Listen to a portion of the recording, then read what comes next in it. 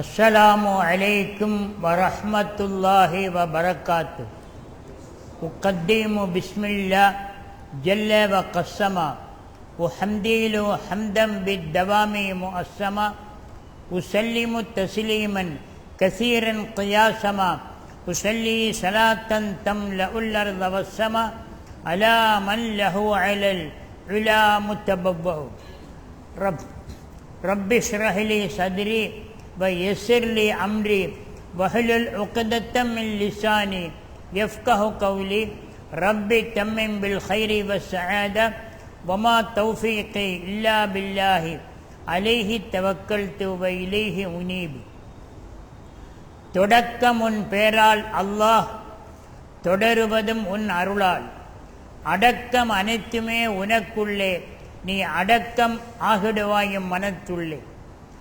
இருட்டினிலே இடறி விழும் இனத்தவர்க்கு இஸ்லாத்தின் பெருவிளக்கை காட்ட வந்த பெருமானார் கண்மணி நாயகம் ஸல்லல்லாஹு அலைஹி வஸல்லம் அவர்களுடையவும் அவர்களின் அன்பு தோழர்கள், அருமை குடும்பத்தார்கள், அவர்களின் புனிதமிக்க பாதையிலே வாழ்ந்த புண்ணிய பூமான்கள் அனைவரின் ஆத்ம ஆசையினை மனம், மொழி, மெய் ஆத்மாவினால் வேண்டி விரும்பியவனாக தொடர்கின்றேன். பேரன்பிற்கும் பெருமதிப்பிற்கும் உரிய இஸ்லாமிய சமுதாய சீலர்களே, சன்மார்க்க நேயர்களே, அல்லாஹுவின் அருள்நாடும் நல்லடியார்களே, எல்லாம் அல்ல அல்லாஹுடைய எல்லையில்லா பேரருளால் இந்த இறையல்லத்தினுடைய இமாமும் என்னுடைய இதயம் கவர்ந்த இனிய மாணவருமாகிய மௌலவி அல் ஹாஃபிஸ் உமர் ரிதுவான் ஜமாலி அவர்கள் ஆன்மீக தேட்டம் சார்ந்த ஒரு அருமையான உரையை நிகழ்த்தினார்கள். அப்து என்ற சொல், அடிமை என்பது சாதாரணமாக பேச்சு வழக்கில் கீழ்த்தரமாக கருதப்படும். அல்லாஹ்வுடைய ரசூலுடைய கண்ணோட்டத்தில் அடிமை என்ற சொல்லின் ஆழம் என்ன, அர்த்தம் என்ன என்பதை ஆன்மீக நேயத்தோடு சொன்னார்கள். அதன் தொடர்ச்சியாக சில செய்திகளை நான் இங்கே குறிப்பிட விரும்புகிறேன். பனி இஸ்ராயீலின் மத்திய ஆயத்தின் தொடக்கத்தில் அல்லாஹ் சொல்லும்போது சுப்ஹானல்லதி என்று ஆரம்பிக்கிறார். சுப்ஹானல்லாஹ் என்ற சொல்லை வியப்பின் வெளிப்பாடு, ஆச்சரியமான செய்தியை சொல்லும்போது சுப்ஹானல்லாஹ் என்று சொல்வோம். சாதாரண செய்திகளுக்கு சுப்ஹானல்லாஹ் சொல்லப்படுவதில்லை. உதாரணமாக சுப்ஹானல்லாஹ் மனிதன் சந்திரனில் கால் வைத்தான், பொருத்தம். சுப்ஹானல்லாஹ் மனிதன் சாப்பிட்டான் என்று சொல்ல முடியுமா? சுப்ஹானல்லாஹ் என்ற சொல்லை எப்போது பயன்படுத்துவோம் என்றால் ஆச்சரியம் இருந்த நிகழ்ச்சிகளுக்கு மட்டுமே பயன்படுத்துவோம். இங்கே அல்லாஹ் மனிதனுடைய ஆச்சரியத்தை வெளிப்படுது. அல்லாஹ்வுக்கு ஏது ஆச்சரியம்? எல்லாம் அவனுடைய ஆற்றலின் வெளிப்பாடு. எனவே அவன் தன் அடியாரை கண்ணியமிக்க மஸ்ஜிதுல் ஹராமிலிருந்து பரக்கத்து மிக்க பைத்துல் முகத்தஸை நோக்கி இரவு பயணம் செய்ய வைத்தவன் இறைவன், அவன் தூயவன்.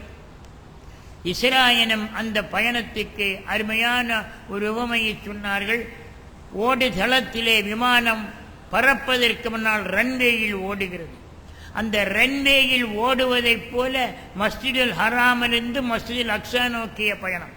டேக் ஆஃப் ஆனவுடன் அது மேராஜ் பயணம். இரண்டு வகை, தொடக்கம் இஸ்ரா, முடிவு மேராஜ். இஸ்ரா என்றால் நிலவழி பயணம், மேராஜ் என்றால் ஏற்ற பயணம். மேராஜ் என்ற வார்த்தைக்கே ஏணி என்று ஒரு பொருள் இருக்கிறது. எனவே அல்லாஹ் தன் ரசூலை மேல் நோக்கி உயர வைத்து அழைத்தார். இங்கே நமக்கு ஒரு கேள்வி வரலாம், அஸ்ராபி அப்தி என்ற வார்த்தையை ஏன் பயன்படுத்தினார்? பி ரசூலி என்ற வார்த்தையை பயன்படுத்தி இருக்கலாமே, அல்லது பி ஹபீபி என்ற வார்த்தையை பயன்படுத்தி இருக்கலாமே. தன்னுடைய நேசரை இரவு பயணம் செய்ய வைத்தவர்.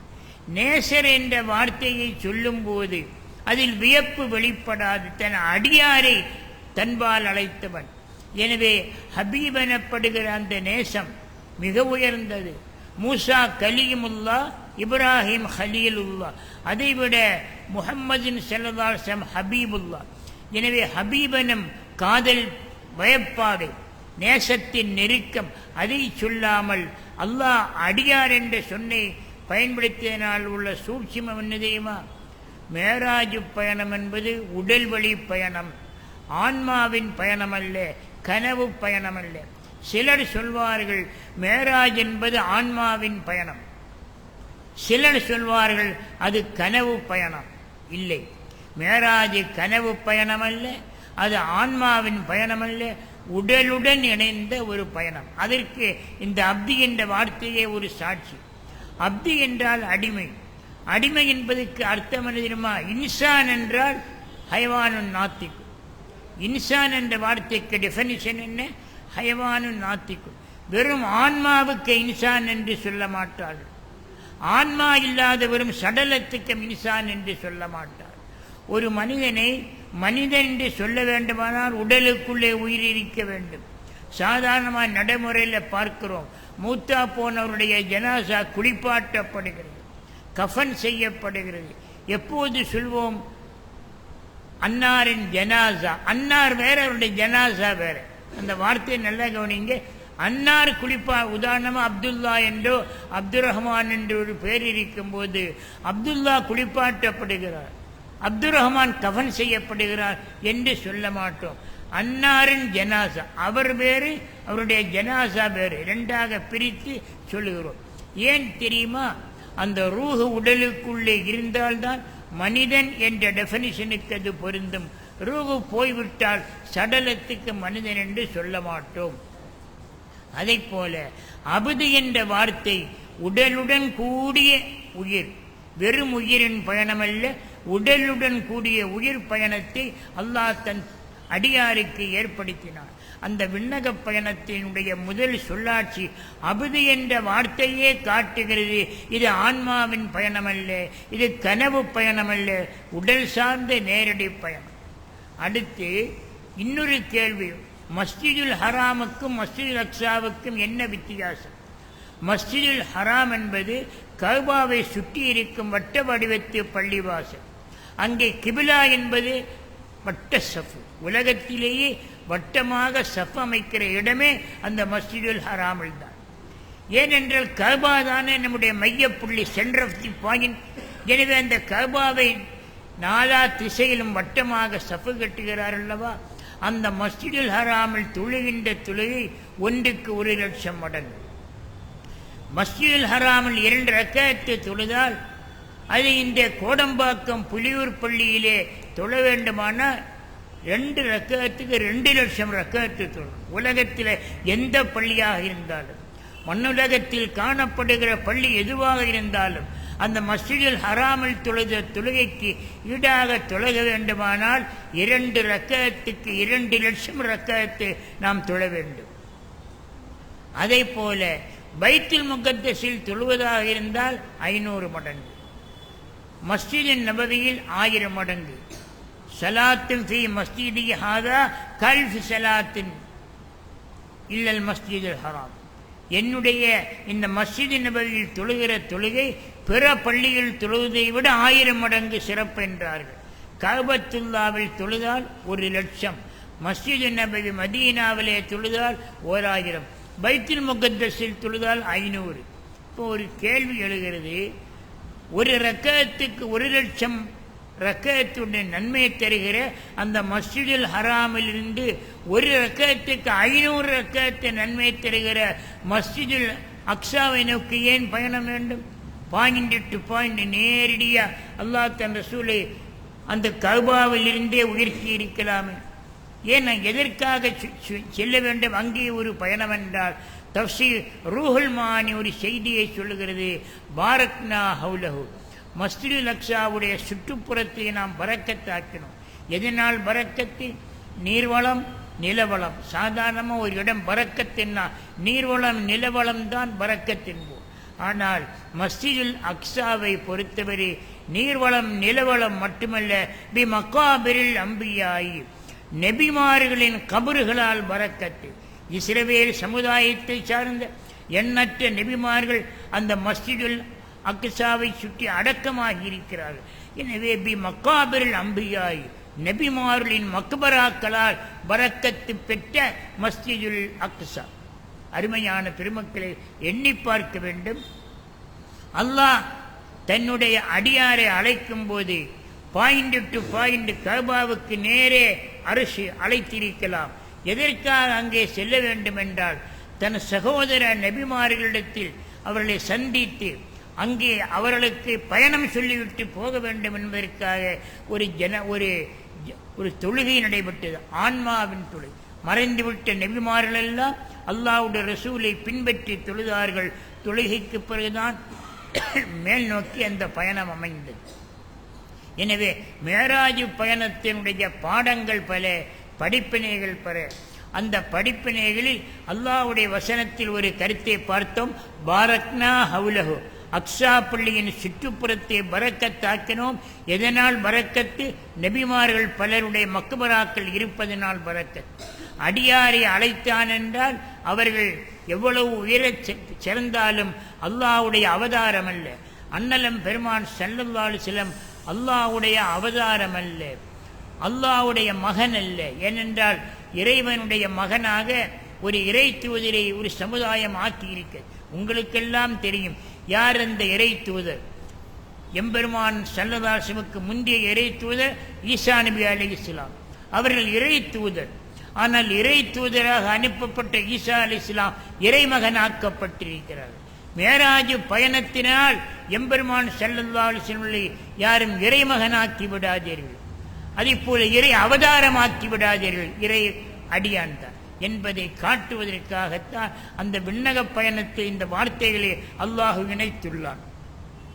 அடுத்து அந்த பயணத்தின் பயன்பாடு குறித்து மகான் சதக்கத்துல்லாப்பா சொன்ன வார்த்தை என் உள்ளத்தில் உறைந்து விட்டது, ஒன்றிவிட்டது. எந்த மகான்? தமிழ்நாட்டிலேயே சமுதாயத்தில் பல மாற்றங்களையும் சமுதாயத்தில் பல ஏற்றங்களையும் தமிழ்நாடு மதரசாக்களுடைய அடித்தளத்தையும் உருவாக்கிய மகான் சதக்கத்துல்லாஹல் காஹிரி ரலியல்லாஹு அன்ஹு. தமிழ்நாட்டில் போர்ச்சுகீசியன் படையெடுத்து தமிழ் முஸ்லிம்களை தாக்கிய பிறகு தமிழ்நாட்டு மதரசாக்கள் எல்லாம் அழிக்கப்பட்டன. அலிஃபே ஓதுவதற்கு நாதியற்ற நிலையில் மாமன்னர் அவுரங்கசீபோடு தொடர்பு கொண்டு அங்கிருந்த ஆலிம்களை தமிழகத்துக்கு வரவழைத்து மக்தபுக்கு புத்துயிரளித்த மகான் சதக்கத்துல்லாஹல் காஹிரி ரலியல்லாஹு அன்ஹு. அவர்கள் பிறந்த மண்ணில்தான் இந்த இறையில்லத்தினுடைய இமாம் என்னுடைய இனிய சகோதரர் மௌலவி, இனிய சகோதரர், இனிய மாணவர் மௌலவி உமர் ரிதுவான் அவர்கள் பிறந்த ஊர். எனவே அவர்கள் பிறந்த ஊரில் பிறந்தவர் என்ற பெருமையை பெற்றிருக்கிறார். அந்த மகான் கீழக்கரையில் அடக்கமாக உள்ளார்கள். தமிழ் முஸ்லிம் சமுதாயத்தோடு பின்னி பிணைந்தவர்கள். அவர்கள் இயற்றிய வித்திரியாவிலே மேராஜை பற்றி ஒரு அடி சொல்வார்கள். சரானஹ்வ மௌலா, எனக்கு இசை ஞானம் இல்லை, நான் வசனமாக படிக்கிறேன். சரானஹ்வ மௌலாஹு வ கத்தர கத்துனா லியஸிதாத ஃபضலன் நவ் யுخفف கத்தனா வ இர்ஃபா இஸ்ரன் லவ் பகா கத்த கத்தனா இலல் அர்ஷி வல் குர்சி அஹ்மது கத்தனா வ நூருஹுமா மின் நூரிஹி யத்தலஅலு. வித்திரியாவில் சொல்லப்பட்ட அந்த பாடல் மேராஜை எடுத்து விளக்கிறது. சரானஹ்வ மௌலாஹு, தன் எஜமான் அல்லாஹுவை நோக்கி எம்பெருமான் ஸல்லல்லாஹு அலைஹி வஸல்லம் இரவு பயணம் மேற்கொண்டார்கள். எதற்காக அந்த பயணம்? லியஸிதாத ஃபضலன், அவர்களுக்கு அல்லாஹ் கொடுத்திருக்கிற சிறப்பு மேலும் சிறக்க வேண்டும் என்பதற்காக. மேராஜை ஒற்றை வரியில் சொல்ல போனால் அந்த ரப்புல் ஆலமீன், இந்த ரஹ்மத்துல்லில் ஆலமீனை ரகசியமாக சந்திக்க மேராஜில் அழைத்தார். எத்துணை பொருத்தம் பாருங்கள். அல்லாஹ் ரப்புல் ஆலமீன், அன்னலம் பெருமான் ஸல்லல்லாஹு அலைஹி வஸல்லம் ரஹ்மத்துல்லில் ஆலமீன். எதற்கெல்லாம் அல்லாஹ் ரப்பாக இருக்கிறானோ அவை அனைத்திற்கும் எம்பெருமான் ஸல்லல்லாஹு அலைஹி வஸல்லம் ரஹ்மத்தாக இருக்கிறார். அவன் ரப்பு, இவர்கள் ரஹ்மத்து. எனவே அவன் ரப்பாக இருக்கிறவற்றுக்கெல்லாம் இவர்கள் ரஹ்மத்தாக இருக்கிறார்கள். எனவே அந்த ரப்புல் ஆலமீன் இந்த ரஹ்மத்துல்லில் ஆலமீனை ரகசியமாக மேராஜில் சந்திக்க வைத்தான் அல்லவா? அதனுடைய நோக்கம் யஸிதாத ஃபضலன், ரசூலுல்லாவுக்கு அல்லாஹ் ஏற்கனவே கொடுத்த சிறப்பு மேலும் அதிகரிக்க வேண்டும் என்பதற்காக. யஸிதாத ஃபضலன் நவ் யுخفف கத்தனா, அவனுடைய சிறப்பு அதிகரிப்பது மட்டுமல்ல, நம்முடைய சிரமங்கள் நீக்கப்பட வேண்டும். சில சுமைகள் நம்மீது திணிக்கப்பட்டன. நமக்கு திணிக்கப்பட்ட பல சுமைகளை எல்லாம் நாம் தாங்க முடியாது, நம்முடைய உடல் கெட்டையை அது தகர்த்துவிடும். அத்தகைய சுமைகளை நீக்குவதற்காக அல்லாஹ் தன் ரசூலை அழைத்தார். இப்ப நமக்கு ஒரு கேள்வி, அப்படி என்ன சுமை இருந்தது? அந்த சுமை என்ன தெரியுமா? கடந்த கால உம்மத்தினர்களுக்கு ஏற்பட்ட கஷ்டங்கள் இந்த உம்மத்துக்கு இல்லை. கடந்த காலத்தில் பாவத்துக்கு பரிகாரம் தன்னுடைய உயிரை தானே மாய்த்து கொள்ள வேண்டும். நமக்குத்தான் தௌபத்து நசுஹா, களங்கமற்ற தௌபா, கண்ணீரினால் கண்ணீரை சிந்தி கரங்களை ஏந்தி கேட்கிற தௌபா அல்லாஹ் பரிகாரமாக்கி உள்ளான்.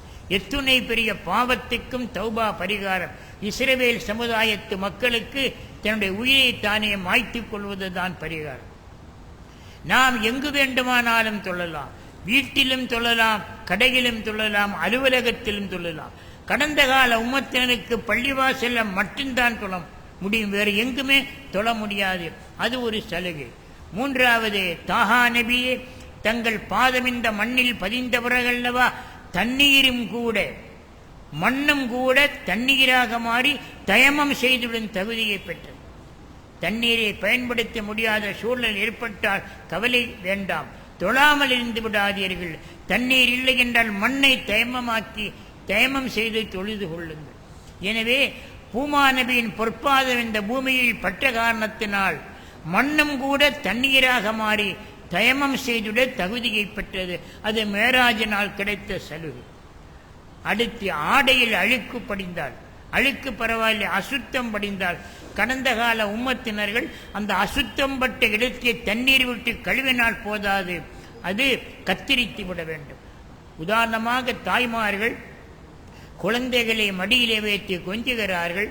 அந்த நேரத்தில் குழந்தை சிறுநீர் கழித்து விட்டால், மலம் கழித்து விட்டால், இப்போதாவது பேம்பர் எனப்படுகிற ஒரு இணைப்பு இருக்கிறது. இந்த காலத்து குழந்தைகள் எல்லாம் மலஜலம் கழித்து விட்டால் அதை கவசமாக அணிந்து கொள்ளக்கூடிய ஒரு அமைப்பு இருக்கிறது.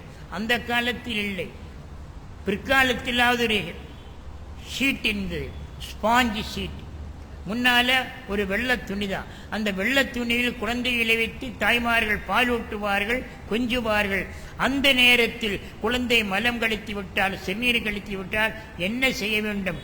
கத்திரிக்கோளால் அந்த இடத்தை கத்திரிக்க வேண்டும். இது கடந்த கால உம்மத்துக்குள்ள சட்டம். நமக்கு அப்படி இல்லை, தண்ணீர் விட்டு கழுவினால் போதும். அதில் எவ்வளவு ஒரு சலுகை தெரியுமா?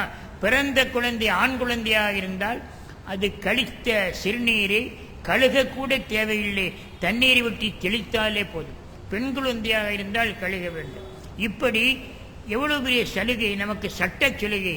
எனவேதான் சதக்கத்துல்லாஹல் தாஹிரி ரலியல்லாஹு தஆலா சொன்னார்கள், சில சுமைகள் நமக்கு சட்டத்தின் மூலமாக கடந்த காலத்தில் திணிக்கப்பட்டன. அந்த திணிக்கப்பட்ட அந்த சுமைகளை நம்மை விட்டு நீக்க வேண்டும் என்பதற்காகத்தான் மேராஜ். மேராஜினால் கிடைத்த பயன்பாடு நம்முடைய இந்த உம்மத்தின் மீது அல்லாஹ் கொண்ட கருணையினால் சட்டத்தின் வேகத்தை கனத்தை குறைத்தான்.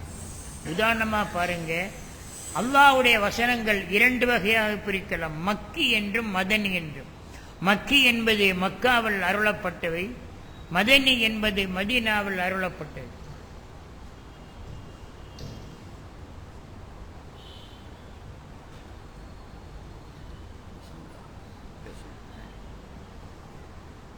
மக்காவில் அருளப்பட்டவை மக்கி, மதீனாவில் அருளப்பட்டவை மதனி.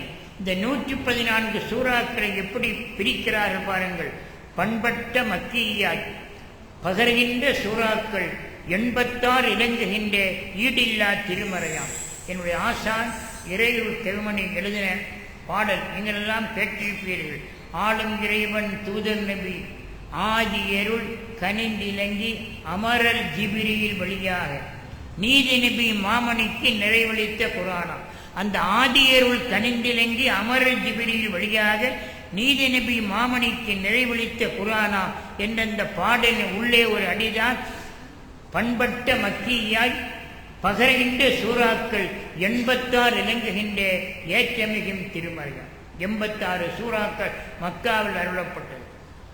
அருமுத்து மதனியாய் அணிபெற்ற சூறாக்கள் 28 இலங்குகின்ற ஈடு இல்லா திருமறை. மதீனா சூறாக்கள் 28, 86 சூறாக்கள் மக்காவில், 28 சூறாக்கள் மதீனாவில்.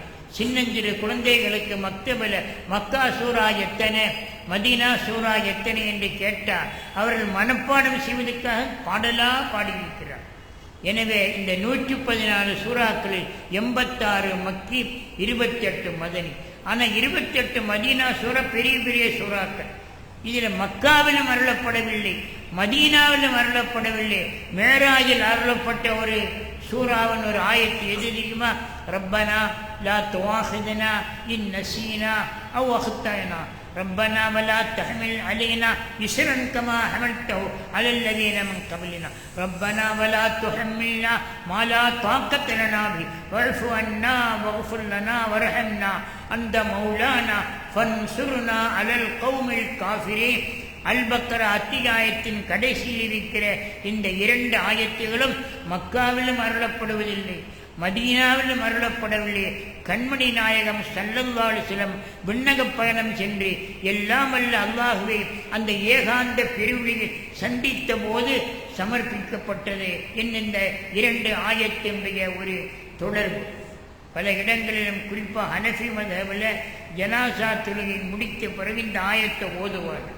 ஜனாசா தொழுகைக்கும் அடக்கத்திற்கும் இடையில் ஹனஃபி மذஹபில் இந்த 2 ஆயத்தை ஓதுறாங்க. அதனுடைய சிறப்பு என்ன தெரியுமா? இது மக்கா அதாவது சூரா மதீனா, அல்பக்கரா மதீனாவில் அருளப்பட்டது. ஆனால் கடைசி 2 ஆயத்தும் மேராஜின் போது அருளப்பட்டது. அதனால்தான் அந்த இஸ்ருங்கிற வார்த்தையை அல்லாஹ் ரப்பனா வலா துஹம்மில்னால இஸ்ரன் கமா ஹமல்தஹு அலல்லதீன மின் கபிலனா. யா அல்லாஹ், எங்களுக்கு முன் வாழ்ந்த சமுதாயத்துக்கு நீ பல சுமைகளை சட்டத்தின் வாயிலாக திணித்தாய், அந்த சுமைகளை எங்கள் மீது சுமத்தி விடாது. எனவே கடந்த காலத்து உம்மத்தினருக்கு ஏற்பட்ட சுமைகளை 5ஆக பிரித்தோம். மீண்டும் நினைவூட்டுகிறேன். செய்த பாவத்துக்கு பரிகாரம் தன்னுடைய உயிரை தானே போய்க்குவது தௌபாவல்ல. 2வது, ஆடையில் அசுத்தம் பட்டால் கழிவினால் போதாது, கத்தரித்து அகற்றிவிட வேண்டும். 3வதாக, தொழுகைக்கு பள்ளிவாசல் தான் தொழ வேண்டும், வேறு எங்கும் தொழ முடியாது, தேடி வந்து தொழ வேண்டும். ஜமாத் என்பது தனி சிறப்பு. தனியாக தொழுவதால் தான், பள்ளியில் தொழுதால்தான் தொழுகை செல்லுபடியாகும். இப்போது அவரவர் இல்லத்திலும் அலுவலகத்திலும் தொழுது கொள்ளலாம். இது 3வது சலுகை. இன்னொரு சலுகை இருக்கிறது. கடந்த காலத்து உம்மத்தினர்கள் பாவம் செய்தால் வீட்டுக்கு முன்னால் மலக்குகள் அந்த பாவத்தை குறித்து பகிரங்கப்படுத்துவார்கள். அதனால் சம்பந்தப்பட்டவர் பங்கப்படுவார். ஆனால் நமக்கு அல்லாஹ் அந்த பாவத்தை அவ்வாறு செய்யாமல் மன்னிக்கிறான். சத்தாருல் உயூப், குறைகளை மறைக்கிறவன் அல்லாஹ். எனவே குறை உதாரணமாக பாருங்க, ரகசியம் என்பது எவ்வளவு முக்கியம். ஒரு கவிதையினுடைய ஆசான் கவிக்கோ சொன்னார், தோட்டக்காரன் தோட்டத்தை பார்க்கிறான், மரங்கள் கிளைகளை வேலிக்கு வெளியே நீட்டுகிறது.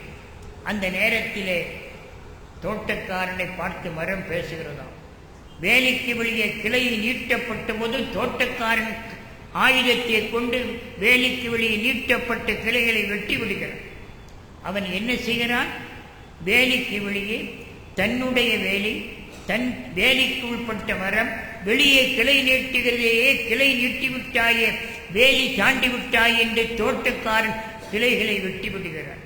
அப்போது அந்த மரம் பேசியதாக ஒரு கவிதை, வேலிக்கு வெளியே கிளையை நீட்டினேன், வெட்டிவிடும் தோட்டக்காரா, வேரை பாய்ச்சிக் கொண்டிருக்கிறேன், என்ன செய்வார்? கருத்து புரிகிறதா? வேலிக்கு வெளியே கிளை நீட்டப்பட்ட போது தோட்டக்காரன் நீட்டப்படும் கிளைகளை வெட்டி விடுகிறான். ஆனால் வேறு வேலி தாண்டுகிறது, வேலி தாண்டும் வேறு எந்த தோட்டக்காரனும் எண்ணி பார்ப்பது. அதே போல பெரிய மனிதர்கள், சமுதாயத்தினுடைய பிரபலங்கள், இவளெல்லாம் தவறு பகிரங்கமாக செய்யும் போது சமுதாயத்தால் கேவலப்படுத்தப்படுவார். ஆனால் யாருக்கும் தெரியாமல் அந்தரங்கத்தவர்கள் யார் பார்க்கிறார்? படைத்த ரப்பை தவிர வேறு யாருக்கும் தெரியாது. இப்படிப்பட்ட இந்த நிலையில் பாவங்களை வீட்டு முன்னால் எழுதப்படுகிற நிலை கடந்த உம்மத்துக்கு இருந்தது. இது போன்ற நிலை இல்லாமல் இஸ்ரன் கமா அமல்தஹு அலல்லதீன மின் கபிலினா, யா அல்லாஹ், எங்களுக்கு முன்வாழ்ந்த உம்மத்தினர்களுக்கு நீ எந்த சுமையை ஏற்படுத்தினாயோ அந்த சுமையை எங்கள் உம்மத்தி மீது ஏற்படுத்தாதே என்ற அந்த கருத்திருப்பதனால தான் மகான் சதக்கத்துல்லாஹில் காஹிரி ரலியல்லாஹு அன்ஹு இந்த அல்பக்கரா இறுதியில் வந்த இஸ்ருங்கிற வார்த்தையை இணைத்தே மேராஜுடைய வரலாற்றை சொன்னார். இஸ்ரன்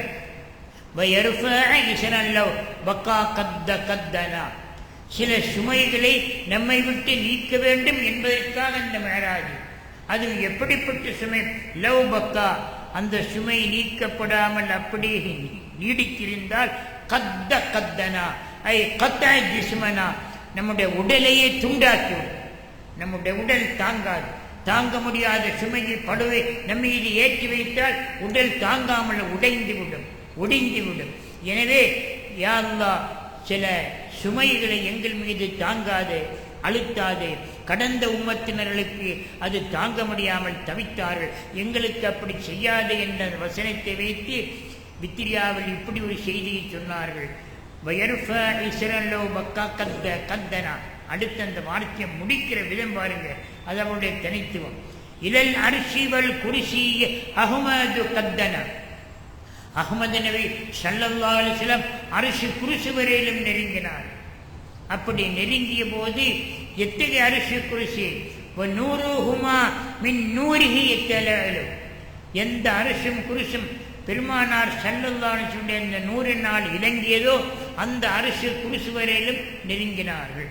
எனவே பெருமானாருடைய பேருலகின் பயணத்தை மிக அருமையாக சுட்டி காட்டுகிறார்.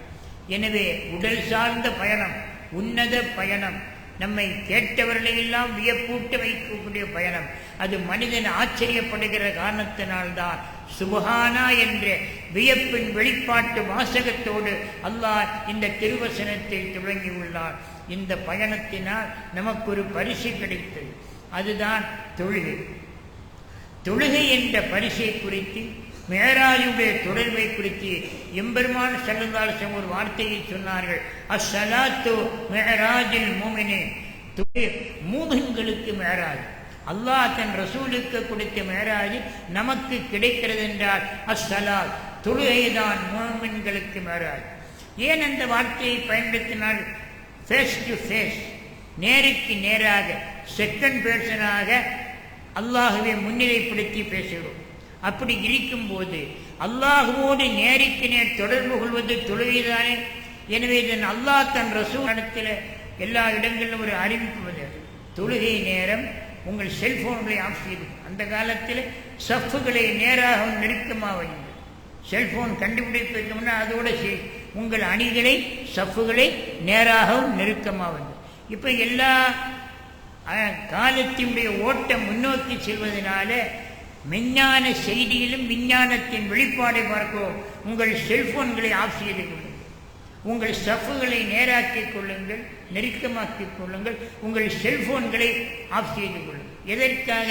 நீங்கள் அல்லாஹ்வோடு பேச வந்திருக்க, இப்போது அடியாரோடு பேசாதீர்கள். அதனால தான் இப்படி ஒரு அறிவிப்பை நாடெங்கும் பார்க்கிறோம். எல்லா மாநிலங்களிலும் அவரவர் மொழியை சொல்கிறார்கள், உங்கள் செல்போன்களை ஆஃப் செய்து.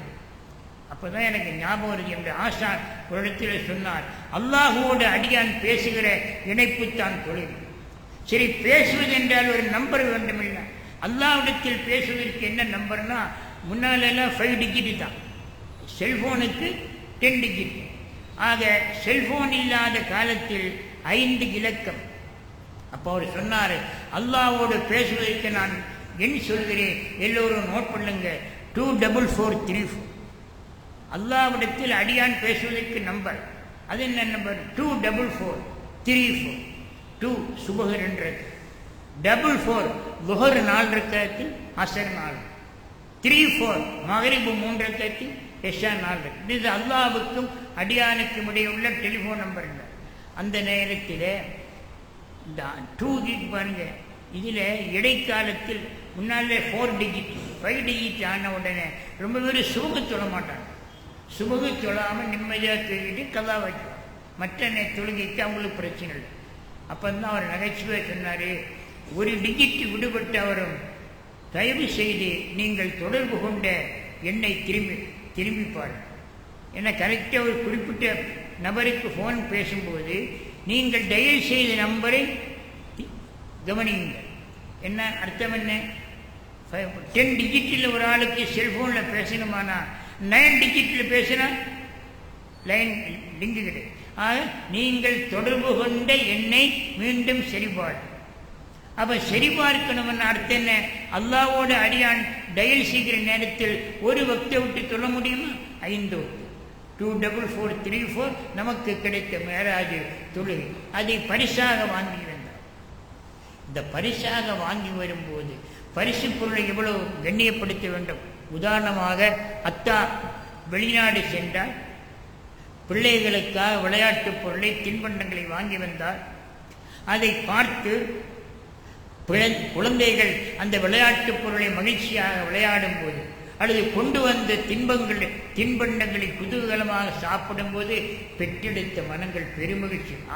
நம்ம பிள்ளை நாம் ஆர்வத்தோடு கொண்டு வந்த விளையாட்டு பொருளை ஆனந்தமாக விளையாடுகிறான், நாம் கொண்டு வந்த பண்டத்தை குதூகலமாக சாப்பிடுகிறான் என்ற மகிழ்ச்சி அடை.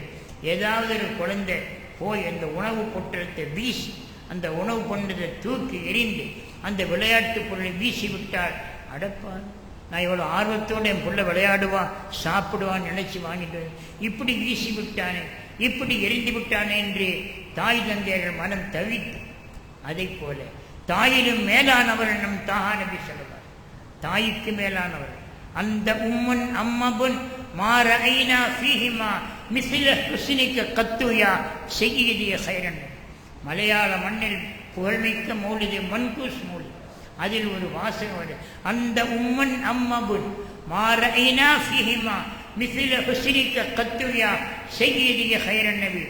நன்னபியே நாயகமே, எனக்கு தாயும் நீங்களே தந்தையும் தாங்களே. என் தாய் தந்தையிடத்தில் காணாத பேருபகாரத்தை தங்களில் நான் பார்க்கிறேன்.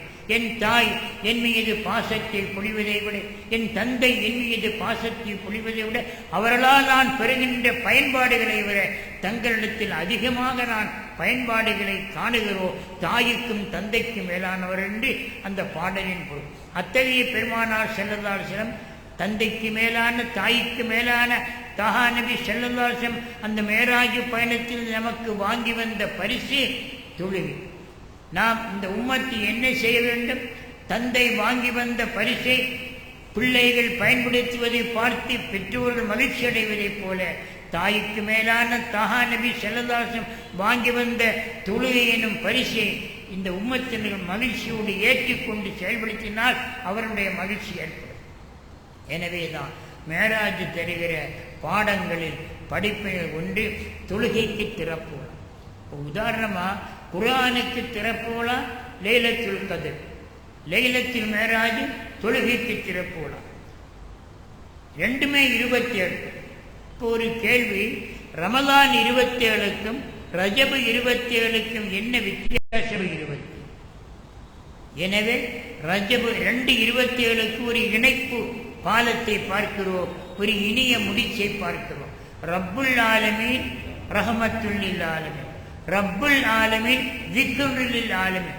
குர்ஆனுடைய சிறப்பு பேர் திக்ருல் லில் ஆலமீன். நல்லா கவனிங்க, ரசூலுல்லாஹ்வுக்கு ரஹமத்துல் லில் ஆலமீன் என்ற சிறப்பு பேர் எல்லோருக்கும் தெரியும்.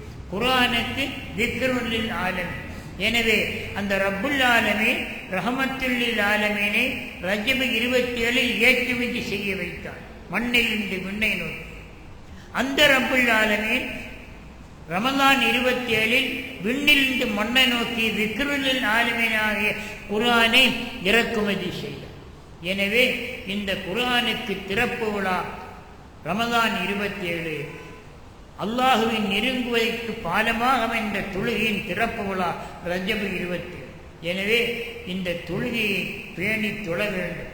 தொழுகையை விட்டவர்கள் ஆன்மீக ரீதியாக அவர்கள் ஏற்றுக்கொள்ளத்தக்கது. யாராவது உள்வணக்கம் போதும் என்று ஒரு காலத்தில் சிலர் சொல்லி வந்தார். அதாவது தொழுகை என்பதெல்லாம் புறச்சடங்கு, அதெல்லாம் நாங்கள் மிகப்பெரிய தரீக்காவுடைய உச்சத்துக்கு போய்விட்டோம். சாதாரணமான பாமர மக்களுக்கு தொழுகை என்று அமல், எங்களுக்கு தொழுகை தேவையில்லை, உள்வணக்கம் போதுமென்று ஒரு சாரார் சொன்னபோது தக்கலியில் அடங்கப்பட்டிருக்கும் மேடு, அதாவது தமிழ்நாட்டின் தெற்கு எல்லை குமரி மாவட்ட தக்கலி, அங்கே அடங்கப்பட்ட மகான் இந்த கருத்து வந்த நேரத்தில் ஒன்றை சொன்னார்கள். எந்த கருத்து? தொழுகை என்பது புறச்சடங்கு, எங்களுக்கு தொழுகை தேவையில்லை, நாங்கள் அல்லாஹ்வுடைய சிந்தனையில் இருக்கிறோம், உள்வணக்கம் போதும் என்ற போதுதான் இவர்கள் சொன்னார்கள் ஒரு அருமையான ஒரு கருத்து. உள்வணக்கம் போதுமென்று கூறும் உளித்தர்களே கேளும், உள்ளுக்குள்ளே உறவு கொண்டால் உனக்கு பிள்ளை உண்டு. உள்வணக்கம் போதும், மனதால இபாதத்தை செய்வதால் நினைத்தாலே போதும். கையை தூக்குவது, குனிவது, சதியை சொன்னார்கள். உள்வணக்கம் போதுமென்று கூறும் உளித்தர்களை கேளும், உள்ளுக்குள்ளே உறவு கொண்டால் உனக்கு பிள்ளை உண்டோ. அதாவது மனதால் நினைத்தால் போதுமா? பிராக்டிக்கலாக வேண்டும். தியரி போதாது, பிராக்டிக்கல் வேண்டும் என்ற அடிப்படையில் தொழுகை என்பது அல்லாஹ் நமக்கு கற்றுத்தந்த ஒரு கடமை. இந்த தொழுகையை விட்டவர்கள் மிகப்பெரிய பாவி என்பதை சூஃபி ஞானிகளும் சொன்னார். மாப்பிள்ளை ஆலிம் வலியுல்லா அவர்கள் எழுதின பாடலில் ஒன்றை சொன்னார்கள். தொழுகைதனை விட்டுவோன் கழுதையினும் சுணங்கு நாயினும் பண்டிகினும் அழுது கடுவார் நரகின்றோம். ஆக விலங்கினங்களை விட கீழானவர்கள் இறைவணக்கத்தை விட்டவர்கள். சாதாரணமாக நாய் என்றும் கழுதை என்றும் பண்டிகை என்றும் சொல்லப்படுகிற பிராணிகள் இழி பிறப்புகளாக கருதப்பட அவர் சொன்னார்கள். ஞான மேலை சொல்லுகிறார்கள், படைத்த ரப்புல் ஆலமீன் நம்முடைய உடல் அசைவை அவன் ஆணையிட்டான், தூதர் மூலமாக அதை நிறைவேற்றுங்கள் என்று. உடலால் செய்ய வேண்டும். சித்தாந்தம் மட்டுமல்ல தொழுகை, செயல்பாடு தொழுகை.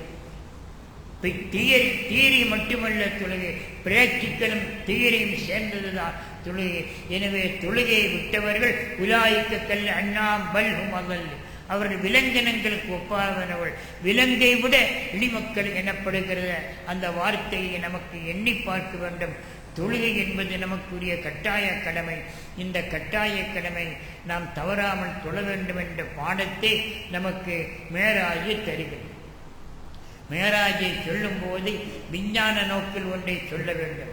1969 ஜூலை மாதம் 26ஆம் தேதி அமெரிக்கா அப்போலோ 11 என்ற விண்வெளி கலத்தை சந்திரனை நோக்கி அனுப்பிய போது ஆம்ஸ்ட்ராங், ஆல்ட்ரின், காலின்ஸ் எனப்படுகிற 3 விண்வெளி வீரர்கள் சென்றார். ஆம்ஸ்ட்ராங் நிலவில் காலை வைத்தார், இரண்டாவதாக ஆல்ட்ரின் கால் வைத்தார். அதற்கு பிறகு அந்த காலின்ஸ் எனப்படுவர் வட்ட வடிவத்து ஸ்பைடர் வடிவத்து வாகனத்திலே சுற்றி வந்தார். அந்த நேரம் எண்ணி பார்க்கிறேன், நான் 7ஆம் வகுப்பு மாணவனாக இருந்தபோது பள்ளிக்கு செல்லும் போதே கடைகளெல்லாம் அப்போது ஒளிப்பதிவில்லாத காலம். அதாவது ரேடியோ இருந்தது, டிவி இல்லை. அப்போது வார்த்தை, இதோ ஆம்ஸ்ட்ராங் காலை தூக்கி விட்டார், இதோ கால் வைத்து விட்டார். மனிதன் சந்திரன் கால் வைத்தான். பள்ளிக்கூட பாடப்புத்தகத்தில் எல்லாம் ஒன்று வந்தது, man set foot on the Moon, மனிதன் சந்திரனில் கால் வைத்தான். எனவே அதுக்கு என்ன சொல்றான் தெரியுமா? காரணம், நான் படித்த நேரத்தில் 73ஆம் ஆண்டு ஒரு வாசகம் வந்தது. ஒரு போர்டு வைத்தார்கள் அமெரிக்காவில் சந்திரனில். அந்த வாசகம் என்ன தெரியுமா? Man set foot on the moon for the peace of mankind, மனித இனத்தின் அமைதிக்காக.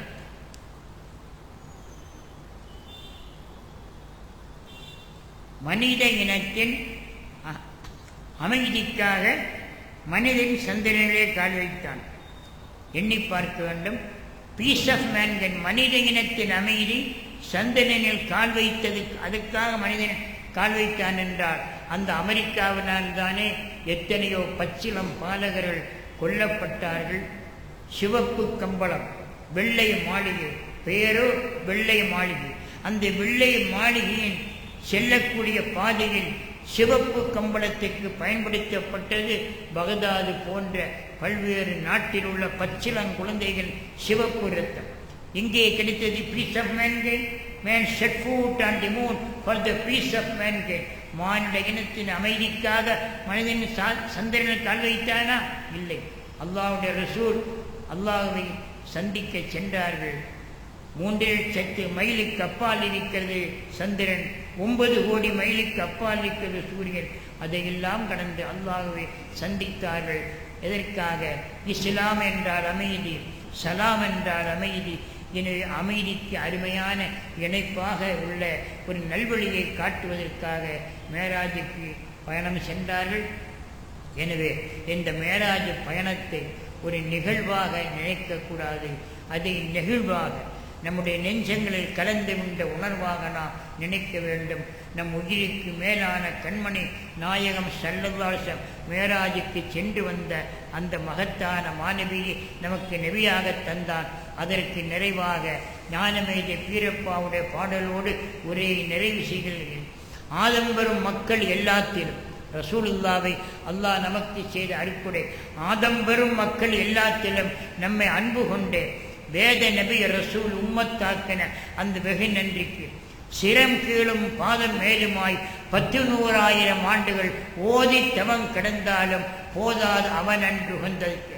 அல்லாஹ் நம்மீது அளப்பரிய நேசம் வைத்து இறுதி நபி எம்பெருமான் ஸல்லல்லாஹு அலைஹி வஸல்லம் உம்மத்தாக நம்மை ஆக்கினானே.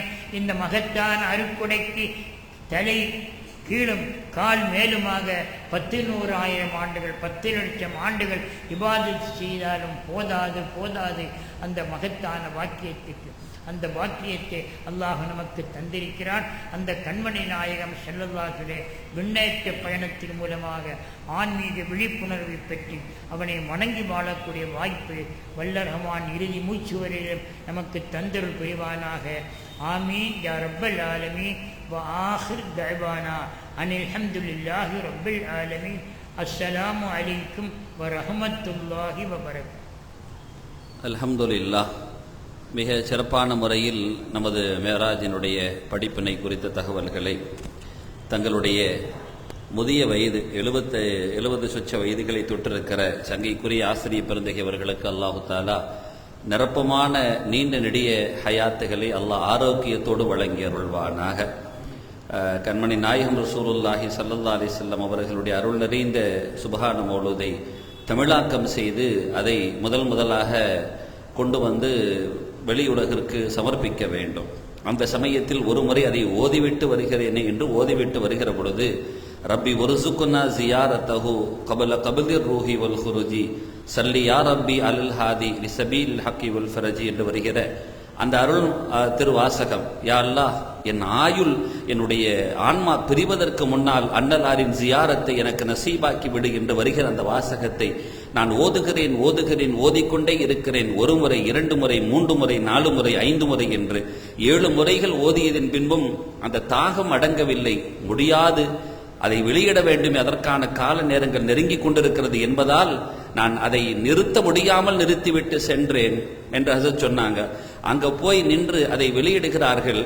அதை இதே மாதிரி ஒரு ஒளிபரப்பில் ஒருவர் பார்த்து கொண்டிருக்க செய்தியை அறிந்து, யா அல்லாஹ் என் ஆன்மா பிரிவதற்கு முன்னால் அண்ணலின் ஜியாரத்தை எனக்கு நசீபாக்கி விடேன் என்று அழுது கேட்டு வந்த பிரார்த்தனை அந்த இடத்தில் அங்கீகாரம் பெற்றது. சங்கைக்குரிய ஹதரத் அவர்கள் எங்களோடு ஹஜ்ஜுக்கு வர வேண்டும் என்று ஹஜ்ஜுக்கு அந்த சமயத்தில் தான் அந்த வாய்ப்பு கிடைத்தது என்றார்கள்.